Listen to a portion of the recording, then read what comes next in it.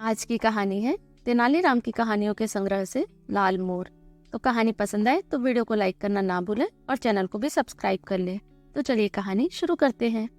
विजयनगर के राजा कृष्णदेव राय को अद्भुत व विलक्षण चीजें संग्रह करने का बहुत शौक था।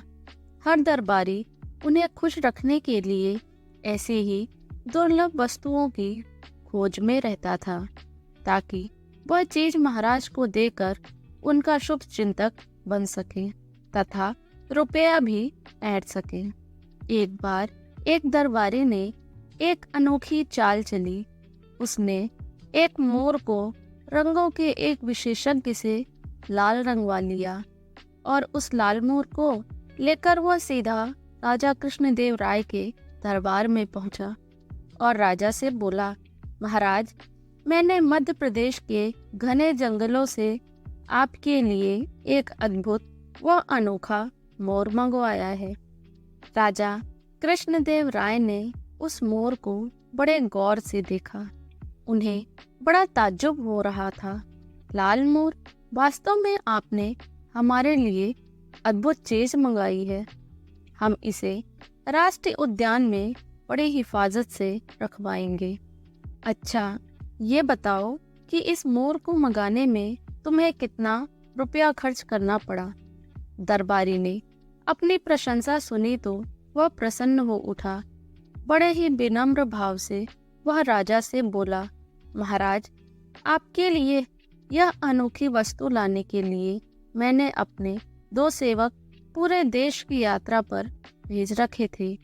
वे वर्षों तक किसी अद्भुत वस्तु की खोज में लगे रहे। तब कहीं जाकर मध्य प्रदेश के जंगलों में यह अनोखा लाल रंग का मोर मिला। मैंने अपने उन सेवकों पर करीब 25,000 रुपए खर्च किए हैं। उस दरबारी की बात सुनकर राजा कृष्णदेव राय ने तुरंत मंत्री को आज्ञा दी, मंत्री जी, इन सज्जन को 25,000 रुपए राजकोष से दे दिए जाएं।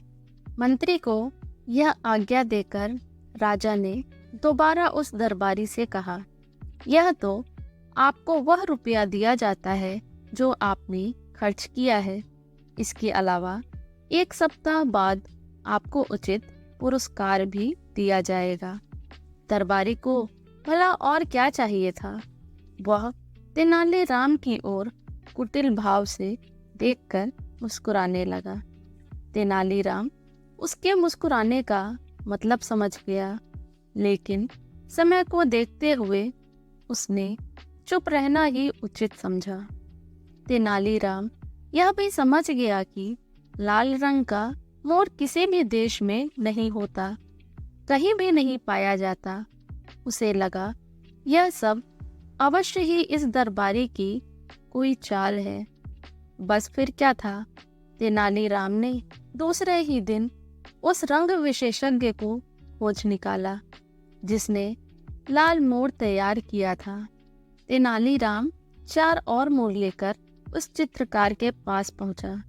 उसने उन्हें लाल रंग से रंगवा कर तैयार कराया और उसी दिन उन्हें दरबार में ले जाकर राजा से कहा, महाराज, हमारे मित्र दरबारी ने 25,000 में केवल एक लाल मोर ही मंगवाया था और मैं सिर्फ 50,000 में उससे भी अधिक सुंदर 4 लाल मोर ले आया हूँ।